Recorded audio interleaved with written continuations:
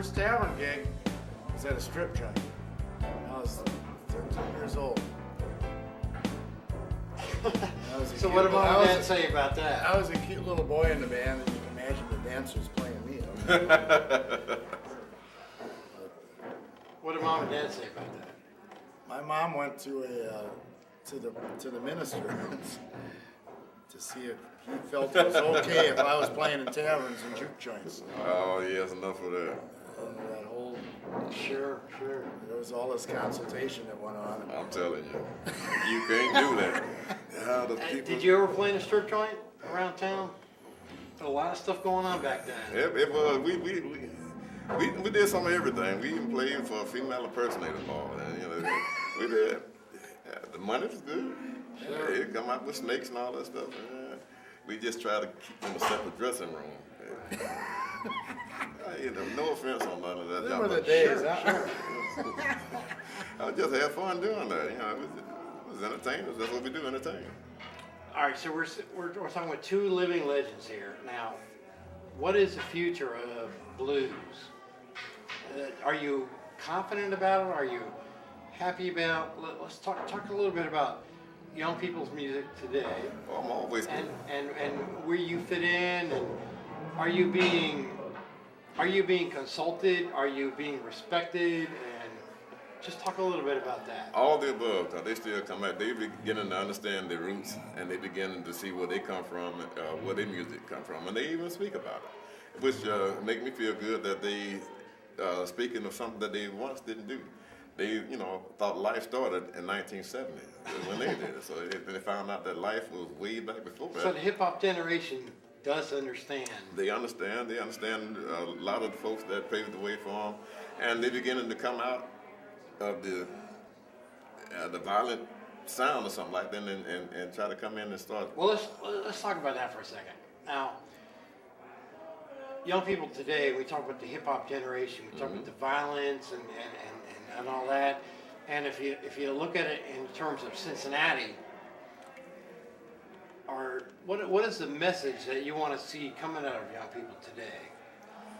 Well, I'd like to see the message that most of them are trying to be more educated in what they are about, and I'd like to see that there's more folks trying to reach out to educate them, so they can say, well, okay, I can distinguish between this and then what has been, and I can carry it on. And which they do, might do it in their own style. That's how music begin to start evolving, and what they create is the way they do it. As long as they tell the story, it's still storytelling. What about yourself? I mean, like, we look at blues and we think of ourselves. When I look at blues shows, there's a lot of white people, and that concerns me as director of Blues Fest, etc. How do you feel about that? And do you feel like that music that you're involved in is reaching out to young black people? And what is your message to young black people? Or do you have a message to young I think. Do I have a message? I think. I think there's a lot more acceptance of our past today than there was, say, with our generation. I think our generation looked at our kind of music as, that was my granddaddy's music. That was, that whole thing. That was that cotton field music,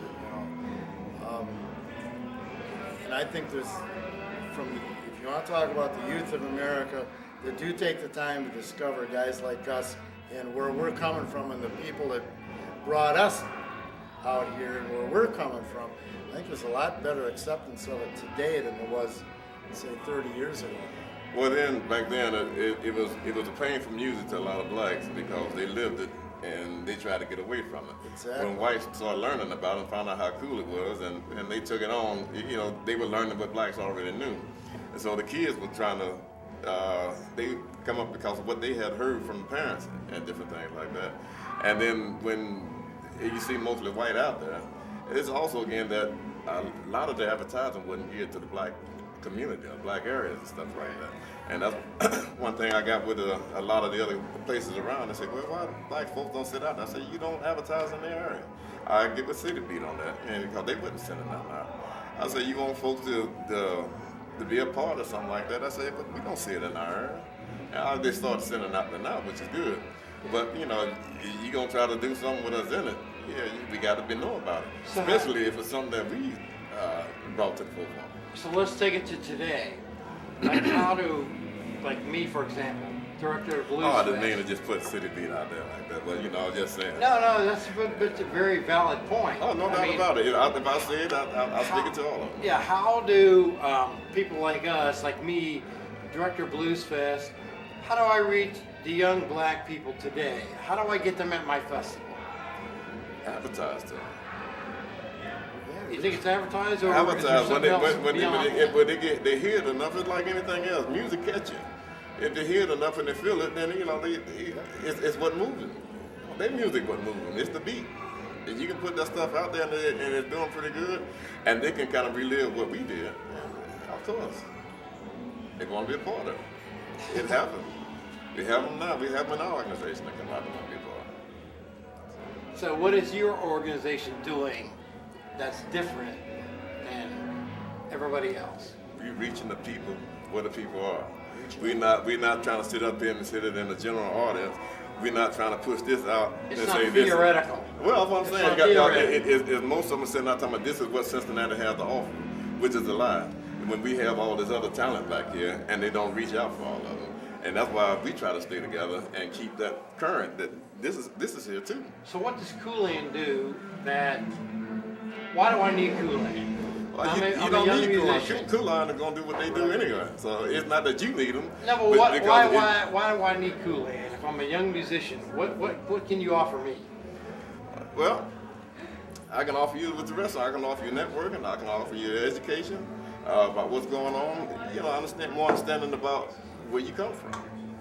So if you're going to know something, you know, it's if they don't have no network, no education, yeah, you're not going to reach nobody. So you need to reach them. In terms of what? reach In them, terms of that's like how to do gigs, how to do contracts. What do you do for 'em? Well, that's all together too, because we do seminars that we kind of teach them to understand. Most of them go out there and they just want to hear their music on the radio. Then they go out there and get ganked by their record company because they don't sound the way they like. And then that's why you see most musicians have a 5-year lifespan. You don't hear no more from them after the 5 Right. years, or if you do before that, because they all messed up, because they don't learn the business first. They get out there and they sign it in a hurry, get a few dollars, and then they're on their way, and then they die broke.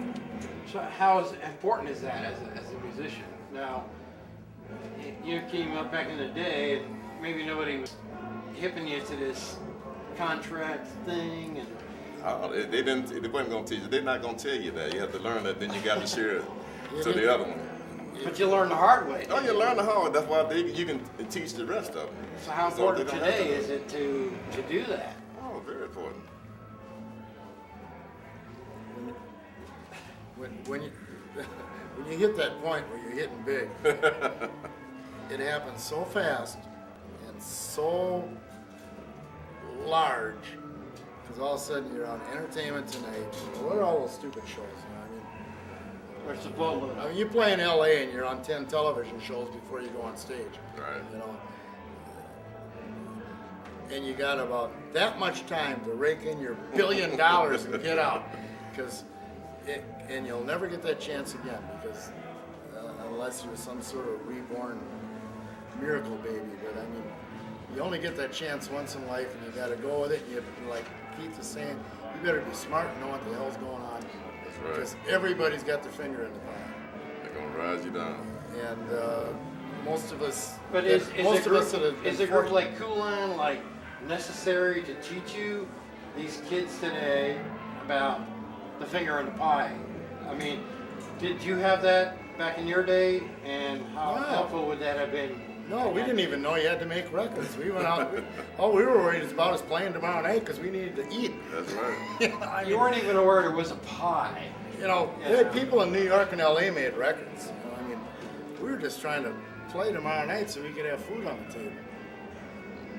You know, so and you learn this stuff usually you learn all this stuff after it's too late. Trial So and how error. important is it to have